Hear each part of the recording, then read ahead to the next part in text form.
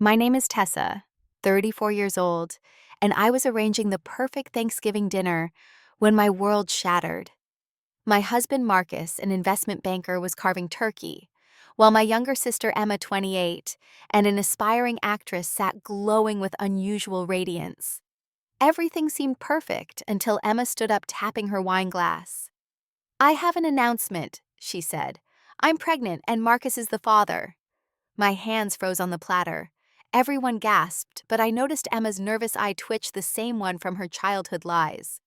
Before I continue this story, where are you watching from? Please hit that like button and subscribe if you want to hear how one tiny detail they overlooked brought their entire deception crashing down. Looking back 3 months before that devastating Thanksgiving, my life appeared flawless from the outside. Marcus and I had been married for 10 years, living in our beautiful colonial home in Connecticut, with its white picket fence and rose garden that I tended every weekend. My career as a marketing director at a Fortune 500 company was thriving, and I had just received my third promotion in 5 years. Marcus worked at Preston and Associates, one of Wall Street's most prestigious investment firms, managing portfolios for high net worth clients. Emma had moved in with us temporarily, after what she described as a devastating breakup in Los Angeles. She arrived at our doorstep in tears one evening in August, mascara streaming down her face, designer luggage in tow, despite claiming she was completely broke. "I gave everything up for him, Tessa," she had sobbed into my shoulder. "My apartment, my savings, everything. I have nowhere else to go." Of course I took her in. She was my baby sister, the one I had protected from bullies in school, the one I had helped with homework every night when our parents worked double shifts. Despite the 7-year age gap, we had always been close, or so I believed. I converted our guest room into her personal sanctuary, even buying new furniture to make her feel at home. Those first weeks seemed normal enough. Emma would sleep late, spending afternoons by our pool working on her tan, while scrolling through casting calls on her laptop. She claimed she was taking a break from acting to heal emotionally, but I noticed she still maintained her expensive grooming routines. Her hair was freshly highlighted, her nails professionally done every 2 weeks, and she somehow afforded designer workout clothes despite having no income. Marcus initially seemed sympathetic to Emma's situation. He would bring home takeout for three, always remembering her favorite Thai food order. They would chat about movies while I cleaned up after dinner, and I felt grateful that my husband was being so welcoming to my family. But then things started shifting in subtle ways that I dismissed too easily. The late nights at the office increased from twice a week to 4 or 5 times. Marcus claimed his biggest client was going through a merger that required constant attention. His wardrobe changed too. Gone were the conservative Brooks Brothers suits I had bought him for Christmas. Instead, he wore fitted Italian suits that emphasized his gym-toned physique. A new cologne appeared on his dresser, something musky and expensive that replaced the fresh scent I had chosen for our anniversary. Emma's behavior shifted too. She started wearing my clothes without asking, particularly my expensive lingerie that I discovered in her laundry basket. When I confronted her, she laughed it off. "Oh, Tessa, I thought it was mine. You know how scattered I've been since the breakup." She began disappearing for hours, claiming she was at acting workshops or networking events, but she never had any callback auditions to show for it. The discovery that changed everything came by accident. I was searching for our insurance documents in Marcus's home office when I noticed his calendar was open on his computer. A medical appointment was marked for the previous week at Connecticut fertility specialists. My heart had actually lifted with hope. We had discussed starting a family next year, and I thought perhaps he was being proactive about his health. I found the results in his briefcase 3 days later while looking for our car registration. The document was clinical and direct. Azoospermia, it read. Complete absence of sperm due to complications from childhood mumps. The diagnosis was dated 6 weeks ago, long before Emma moved in. The doctor's notes indicated this was not a new condition, but something that had likely existed since his teenage years. My first reaction was sadness for Marcus. This must be devastating for him, I thought. No wonder he had been distant. He was processing this life-changing news. I planned to bring it up gently to assure him that we had options, that I loved him regardless. But something made me wait. Call it intuition, or just the unsettled feeling that had been growing in my chest. The first real red flag came during a Sunday afternoon. I had returned early from grocery shopping, forgotten my list on the kitchen counter. Emma was wearing my silk robe, the one Marcus had given me for Valentine's Day. She jumped when she saw me clutching the robe closed. "I spilled coffee on my clothes," she explained quickly. But there was no coffee cup in sight. No stained clothes in the laundry room when I checked later. Marcus became defensive when I asked about his weekend work schedule. "Why are you suddenly questioning me, Tessa? Don't you trust me after 10 years?" His anger seemed disproportionate to my simple question about whether he would be home for Sunday dinner with my parents.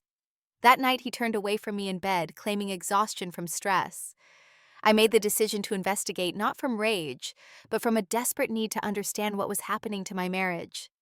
The Tessa who trusted blindly died the moment I held those fertility test results. In her place stood a woman who would not be made a fool. The security cameras were easy to justify. Our neighborhood had experienced several package thefts, and I presented the installation as a practical safety measure. Marcus barely looked up from his phone when the technician installed them. Emma complained about privacy, but I assured her they only covered the entrance areas and main living spaces, not bedrooms or bathrooms. What I didn't mention was the app that sent alerts directly to my phone whenever someone entered the house. The first confirmation came on a Tuesday afternoon. Marcus's calendar showed a client lunch in Manhattan, but the security footage revealed his BMW pulling into our driveway at exactly 12:30. Emma, who had claimed she was going to a yoga class, never left the house. They stayed inside for exactly 90 minutes before Marcus departed.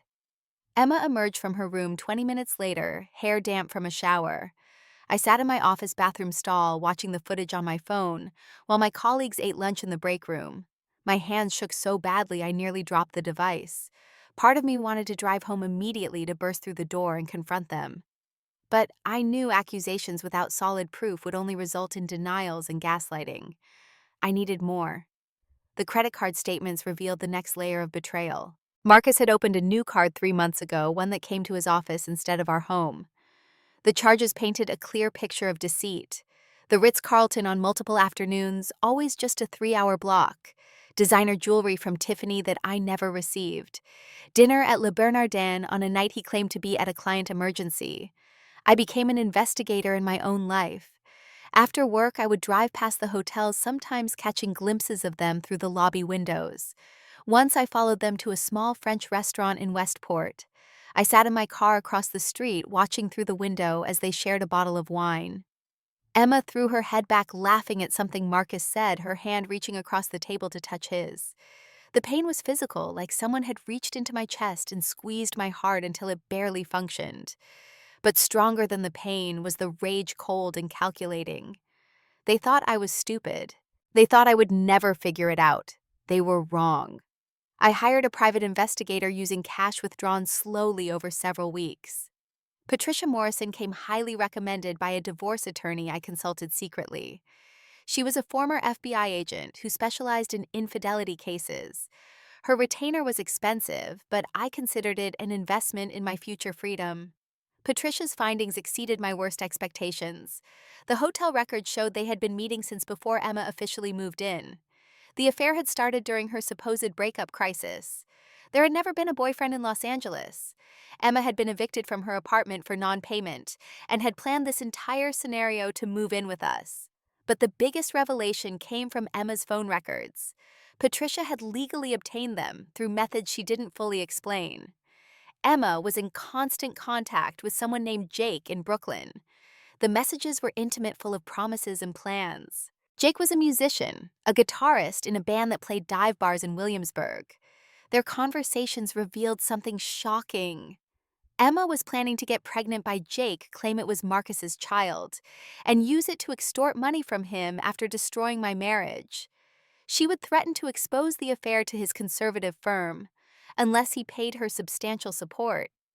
Jake would wait in the wings until the dust settled, then they would reunite with Marcus's money funding their lifestyle. The messages were explicit about their scheme. "That rich idiot thinks he's so smart," Jake had written. "He has no idea he's being played by a master." Emma's response made my blood boil. "My pathetic sister deserves this. She always got everything handed to her while I struggled. Time for payback. I documented everything meticulously. Screenshots, photos, recordings from a device I planted in Emma's purse during family dinner. She and Marcus would meet at hotels and discuss their future. Marcus promised to divorce me after bonus season in January. He couldn't afford to split assets before securing his $2 million bonus. Emma would pretend to be supportive of me through the divorce, then they would wait a respectable few months before going public with their relationship. The irony was beautiful in its tragedy. Both of them were lying to each other. Emma stringing Marcus along while planning to extort him with Jake's baby. Marcus stringing Emma along with promises of a future, while probably planning to discard her once he was free of me. They were perfect for each other in their mutual deception.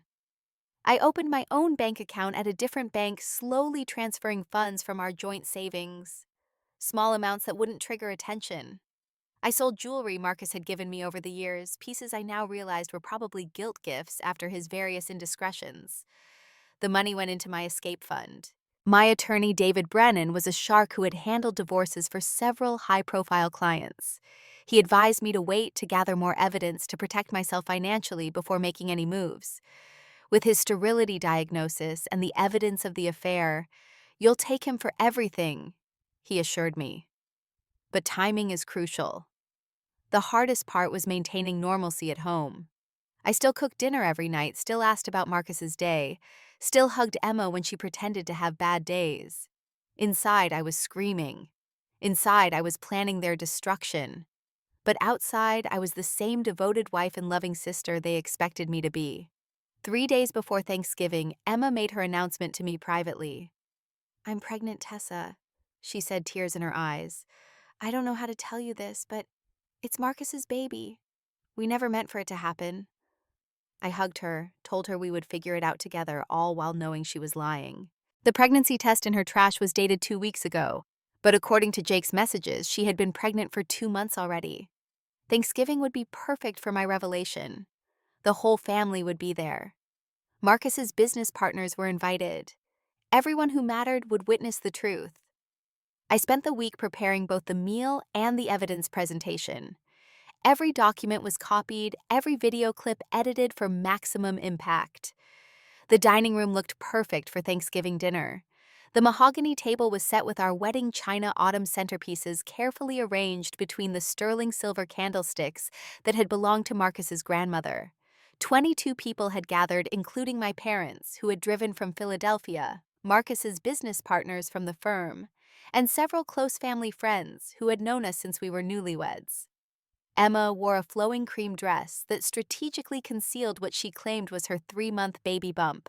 She kept touching her stomach with practiced maternal gestures that made my mother smile sympathetically. Marcus sat at the head of the table in his navy cashmere sweater, playing the role of successful patriarch to perfection.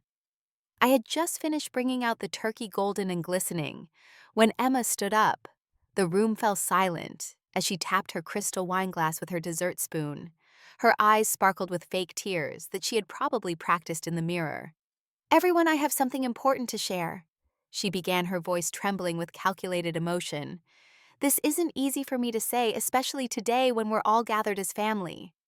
She paused dramatically, glancing at Marcus, who was maintaining an expression of polite interest. "I'm pregnant," she announced, placing her hand on her stomach. "And Marcus is the father." The silence that followed was deafening. My mother's wine glass slipped from her hand, shattering against her plate. My father's face turned purple with rage. Marcus's business partner, Richard Sterling, actually pushed back from the table as if trying to physically distance himself from the situation. "What did you just say?" My father growled, standing up so forcefully his chair toppled backward. Marcus immediately launched into his performance. "Tessa, darling, I'm so sorry. We never meant for this to happen. It was just—" He reached for my hand across the table, but I pulled back, maintaining my composure. "How could you?" my mother sobbed, looking between Emma and Marcus. "Your own sister's husband, Emma, we raised you better than this." Emma's tears flowed freely now, mascara creating dark streams down her carefully contoured cheeks. "I know it's wrong, Mom, but love doesn't follow rules. We tried to fight it, we really did, but when you find your soulmate, how can you deny that connection?"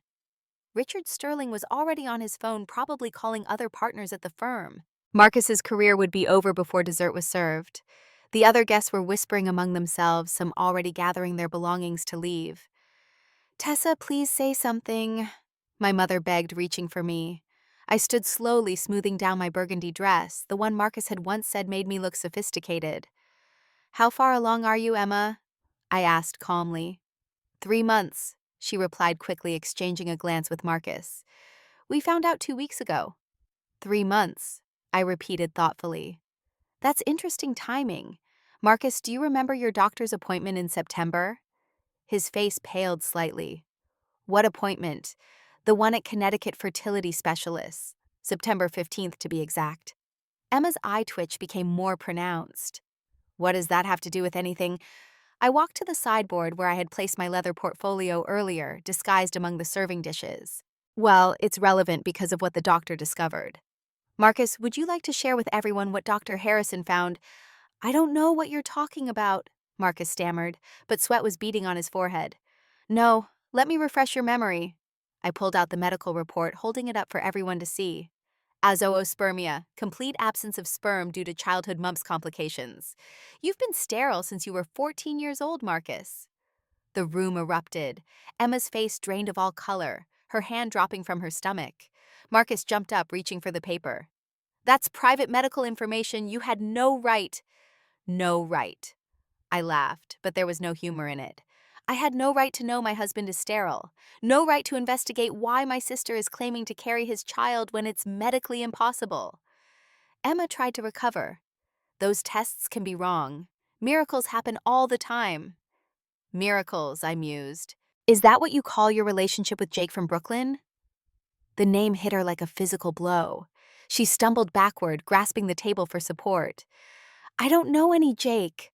I pulled out my laptop already connected to the dining room television. "Really? Because you seem to know him quite well according to these text messages." The screen filled with their conversations. Emma's plans to seduce Marcus, Jake's encouragement, their scheme to extort money. The most damaging message appeared in large font. "Got pregnant right on schedule. That rich fool Marcus thinks it's his. Will be set for life once I threaten to tell his boss about the affair." Marcus turned to Emma, his face contorting with rage.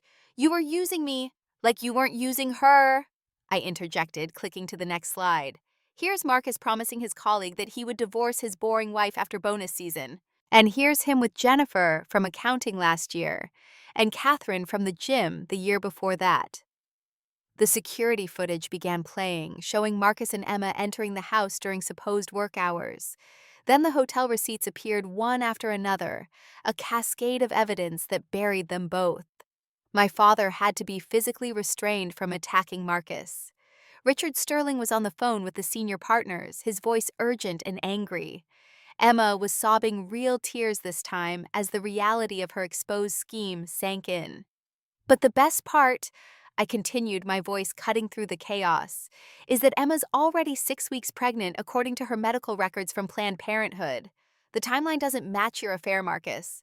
She was pregnant before she even moved in with us." I turned to address the room. "Everyone please sit back down. Dinner's getting cold and I have more to share." The silence that followed my request was thick with tension. Slowly people returned to their seats, though several family friends had quietly excused themselves. Those who remained seemed unable to look away from the train wreck unfolding before them. Marcus attempted to salvage something from the situation. "This is entrapment, Tessa. You violated privacy laws. None of this will hold up legally." "Actually," David Brennan, my attorney, spoke from his seat near the window. "Everything Tessa has presented was obtained legally. I've been advising her for months. Oh, did I forget to mention David isn't just a family friend. He's been my divorce attorney since September." Emma was hyperventilating now. Mascara completely destroyed her carefully styled hair, disheveled from running her hands through it. "Tessa, please, I'm your sister. I made a mistake. We can work this out privately." "Privately?" I laughed bitterly. "Like you privately planned to destroy my marriage. Like you privately schemed with Jake to extort my husband, no Emma. You chose to make your announcement publicly at my Thanksgiving table in front of my family and friends. You don't get to request privacy now." I clicked to the next slide on my presentation. "Let's discuss what else I discovered." Emma never had an apartment in Los Angeles. She was evicted from a studio in Burbank for non-payment 6 months ago. The acting career. She hasn't had an audition in 2 years. The workshop she claimed to attend, she was meeting Jake at a motel in Stamford. My mother gasped, covering her mouth with both hands.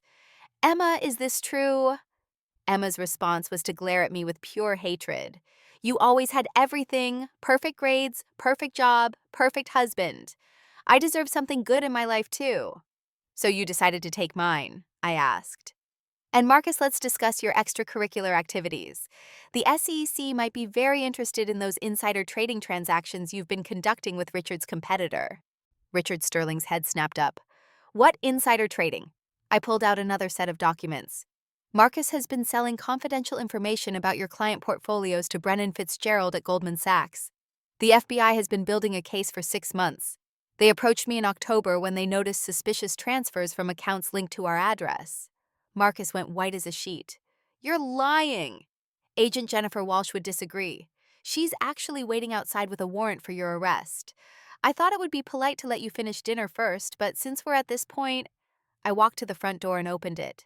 2 FBI agents entered, their badges visible, their expressions professionally neutral. Marcus Chen, you're under arrest for securities fraud, insider trading, and money laundering. As they read him his rights, Marcus looked at me with a mixture of disbelief and rage. You orchestrated all of this. No, Marcus. You orchestrated this with your choices. I just made sure there were consequences. Emma tried to slip out during the commotion, but I called out to her. Emma, don't leave yet. There's more. She froze at the door, turning slowly. What more could you possibly do to me? Your friend Jake. He's been quite cooperative with authorities. Apparently, extortion and fraud carry serious penalties. He's agreed to testify about your scheme in exchange for a lighter sentence. Her phone buzzed. She looked at it, and her face crumpled. Jake's message was brief. Deal's off. Got offered immunity to testify against you. Don't contact me again. You destroyed my life, Emma screamed, lunging at me. My father caught her, holding her back. No, I said quietly. You destroyed your own life. I just exposed it. The FBI agents led Marcus out in handcuffs. Several of the remaining guests were recording on their phones, and I knew the footage would be all over social media within hours. Marcus's career, his reputation, his freedom, all gone in one evening. Emma collapsed into a chair, sobbing hysterically. My parents stood frozen, unable to process that their younger daughter had become this person. The business partners were already on damage control calls, distancing the firm from Marcus's crimes. There's one more thing, I announced, pulling out a thick envelope. Divorce papers already filed. Due to the prenuptial agreement's infidelity clause, Marcus forfeits all claim to marital assets. The house, the investments, everything remains mine. I turned to Emma. As for you, I've already called your landlord about the apartment you supposedly don't have. Turns out you've been subletting it illegally. He's starting eviction proceedings. Your car, which is in my name since I co-signed your loan, will be repossessed tomorrow. Your phone on my family plan will be shut off at midnight. You can't do this, Emma wailed. I'm pregnant. Think about the baby. Jake's baby, I corrected. And yes, I can. You're 28 years old, Emma. Time to face adult consequences for adult choices. I looked around the destroyed dinner table, food growing cold, families shattered. I apologize to everyone for this disruption to your holiday. Those who wish to stay are welcome to eat. Those who wish to leave, I understand completely. My mother finally spoke, her voice hollow. How long have you known? 3 months, I admitted. I wanted to handle it quietly, but Emma's public announcement changed that plan. You could have warned us, my father said quietly. Would you have believed me, your golden child Emma, who could do no wrong? Or would you have accused me of jealousy, of trying to cause family drama? Their silence was answer enough. They would have defended Emma, made excuses, encouraged me to forgive and forget. Just like they had my entire life when Emma took my things, copied my achievements, competed for everything I had. The week following Thanksgiving became known as Black Week in our social circle. The video of Marcus being arrested at our dinner table went viral, garnering millions of views. News outlets picked up the story of the suburban love triangle that ended in FBI arrests. My phone rang constantly with interview requests that I declined. Emma appeared at my door 3 days later, looking haggard and desperate. Her designer clothes were wrinkled, her hair unwashed, her face pale and drawn. "Tessa, please, I have nowhere to go." "That's not my problem," I replied, not opening the door more than the chain allowed. "I'm your sister. We're family." Family doesn't sleep with family's husbands. Family doesn't plan elaborate schemes to steal and extort. You made your choice, Emma. What about the baby? Your nephew or niece? Can you really turn your back on an innocent child? I laughed, but it was without humor. Jake's baby, you mean? The one you conceived to trap Marcus?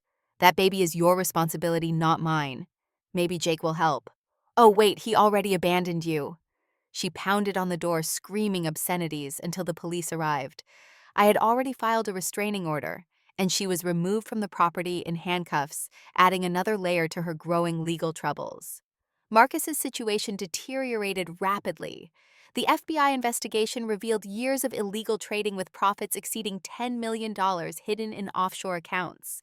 The firm fired him immediately and pursued civil action to recover damages to their reputation. His assets were frozen pending trial. His elderly parents, mortified by the scandal, refused to let him stay with them. I received a call from Caroline Marcus's ex-girlfriend from before we met. "I wanted you to know you're not alone," she said. "He cheated on me too multiple times. I never had the courage to expose him like you did. You're my hero." We met for coffee and she revealed the pattern of Marcus's behavior that I had been blind to for so long. The love bombing at the beginning, the gradual isolation from friends, the gaslighting when questioned about suspicious behavior. She introduced me to 3 other women Marcus had relationships with, all with similar stories. My workplace rallied around me with unexpected support. My boss, Sandra Williams, called me into her office. "I've been through something similar," she confided. "Take all the time you need. Your job is secure, and when you're ready, there's a promotion waiting. We need strong women like you in leadership." The house felt different without the constant tension. I redecorated, removing every trace of Marcus and Emma. Their belongings went to charity, their photos to the fireplace. I adopted a rescue dog, a golden retriever named Phoenix, who brought joy back into the empty spaces. My parents struggled with the aftermath. They attended therapy to process how they had enabled Emma's behavior for years, always excusing her actions, always expecting me to be the bigger person. "We failed you," my mother admitted tearfully during one session. "We were so worried about Emma being the younger one, the struggling one, that we didn't protect you from her." Emma's pregnancy progressed with complications. The stress caused early contractions, and she was hospitalized twice. Jake had disappeared completely, moving to California with a new girlfriend. Emma's former friends distanced themselves, not wanting association with the scandal. She moved back to our hometown, taking a minimum wage job at a grocery store. Marcus's trial began in February. He was charged with 37 counts of securities fraud, each carrying potential prison time. His defense attorney attempted to paint me as a vindictive wife who had orchestrated his downfall, but the evidence was overwhelming. The prosecution had emails, recorded phone calls, financial transfers that clearly showed his guilt. I testified for 3 days, calmly presenting facts, showing documents, maintaining composure, despite Marcus's attempts to intimidate me with his stares. The jury deliberated for only 4 hours before returning guilty verdicts on all counts. The judge sentenced him to 15 years in federal prison, with no possibility of early release for 10. As they led Marcus away, he turned to me one last time. "I hope you're happy," he spat. "I'm free," I replied simply. "That's better than happy." The house sold quickly above asking price. The scandal had made it famous, and someone wanted the notoriety. I used the proceeds to buy a penthouse apartment downtown with floor-to-ceiling windows overlooking the city. It was modern, clean, nothing like the traditional colonial that had housed so many lies. I started therapy with Dr. Patricia Huang, who specialized in betrayal trauma. "You handled this with remarkable strategic thinking," she noted, "but you still need to process the emotional impact." She was right. Beneath the satisfaction of justice served was deep pain. 10 years of my life had been a lie. My sister, who I had protected and loved, had seen me as nothing more than an obstacle to overcome. The two people I had trusted most had conspired to destroy me. But therapy also revealed my strength. I had survived. I had fought back intelligently, legally, decisively. I had refused to be a victim. You transform trauma into power, Dr. Huang observed. That's not revenge, that's reclamation of self. 6 months after that explosive Thanksgiving, my life had transformed completely. I stood on the balcony of my Paris hotel room, looking out at the Eiffel Tower sparkling in the evening light. The International Marketing Conference had brought me here, but it felt like the universe's reward for surviving hell. The promotion Sandra had promised materialized into something even better, an executive vice president position, with a salary that doubled my previous income. The board of directors specifically cited my grace under pressure and strategic thinking capabilities as reasons for the advancement. The scandal that could have destroyed my career had instead highlighted my strength. Emma had given birth to a daughter in May. She named her Hope, though I wondered what hope a child born from such deception could represent. Through mutual acquaintances, I learned she had given the baby up for adoption, unable to provide financially or emotionally. The adoptive parents were a lovely couple from Connecticut who had struggled with infertility for years. At least something good came from the wreckage. Marcus's prison communications were monitored, but he managed to send one letter through his lawyer. It was full of accusations, threats, and attempts at manipulation. I forwarded it to the FBI, adding another charge to his sentence for attempted witness intimidation. He wouldn't be eligible for any early release programs now. The strangest development was my relationship with Marcus's mother, Patricia. She reached out 3 months after his sentencing, asking to meet for lunch. I nearly declined, but curiosity won. She was a refined woman in her 70s who had always been coldly polite during our marriage. "I owe you an apology," she began, surprising me. "I knew what my son was. His father was the same way. I should have warned you, but I hoped marriage would change him." She revealed a family pattern of infidelity and deception going back generations. Marcus's grandfather had multiple families. His father had died in the bed of his mistress. "We women in the family just accepted it as the price of financial security," she explained. "You broke the cycle. You showed that consequences exist." We developed an unexpected friendship. Patricia had her own fortune inherited from her family and had already written Marcus out of her will. She donated a significant sum to a women's shelter in my name, saying it was the least she could do. My relationship with my parents slowly rebuilt on new terms. They attended therapy separately, and together working to understand how their favoritism had created the dynamics that led to Emma's behavior. "We always saw her as fragile, needing protection," my father admitted. "We didn't realize we were enabling a monster." They visited monthly, staying in a hotel rather than my home, respecting the boundaries I had established. We were working toward forgiveness, but trust would take years to rebuild. They had no contact with Emma, who had been thoroughly disowned after the truth emerged. In Paris, I met James at the conference's closing gala. He was a widowed architect from Seattle presenting on sustainable urban design. His wife had died of cancer 3 years prior, and he understood loss and betrayal of a different kind, betrayal by fate rather than choice. We talked until sunrise, sharing stories of rebuilding from devastation. "You're remarkable," he said as dawn broke over the Seine. "Most people would have collapsed or sought violent revenge. You sought justice instead." "Violence would have made me like them," I replied. "I wanted to be better." We exchanged numbers, promising to stay in touch. There was no rush, no pressure. We were both healing souls who recognized the journey in each other. 3 weeks later, he flew to Connecticut for a weekend.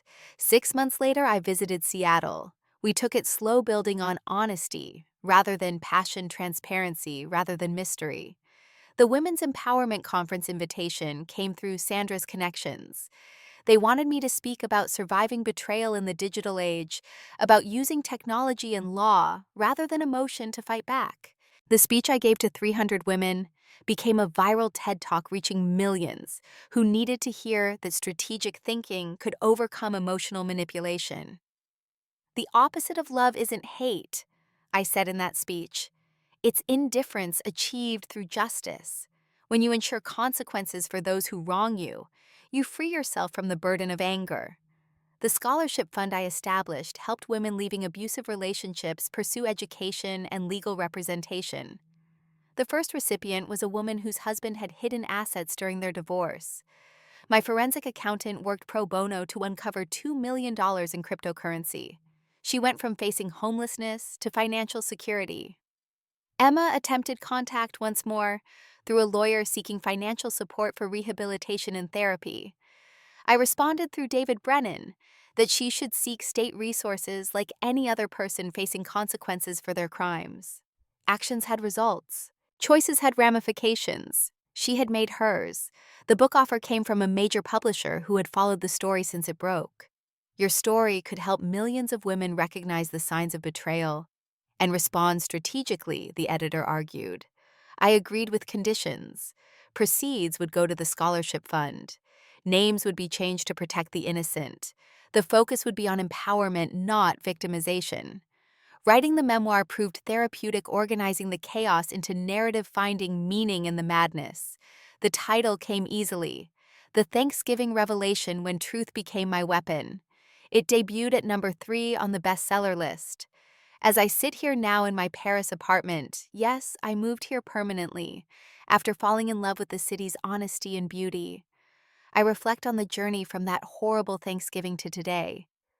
The pain has faded into a distant ache, like an old injury that only hurts when the weather changes. James and I married last spring in a small ceremony in Seattle, with only 20 guest people who had proven their loyalty through the storm.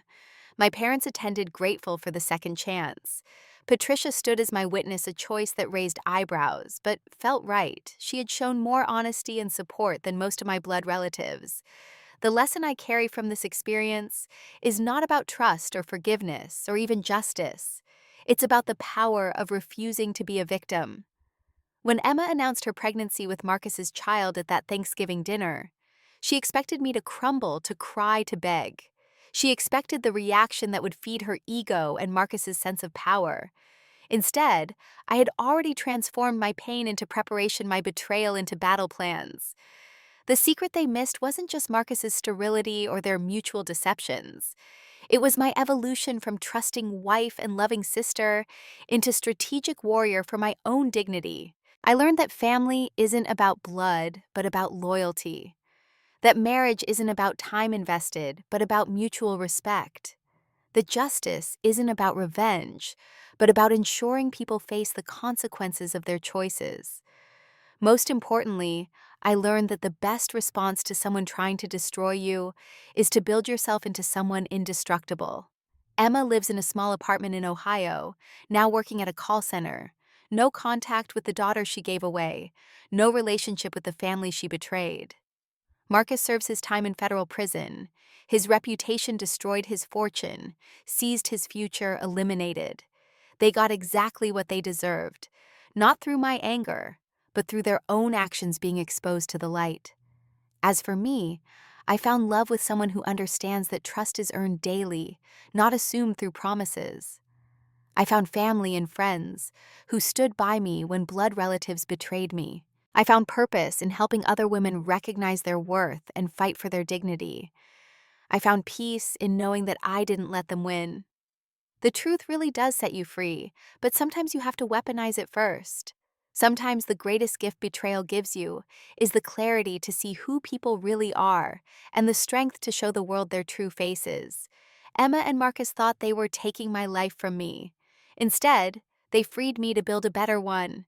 That Thanksgiving, they missed the most important secret of all. I was stronger than they ever imagined, smarter than they gave me credit for, and more strategic than they could comprehend. They thought they were predators, and I was prey. They were wrong. I was the patient hunter waiting for the perfect moment to strike. And when I did, their entire house of cards collapsed with the truth. To anyone watching who has faced similar betrayal, know this.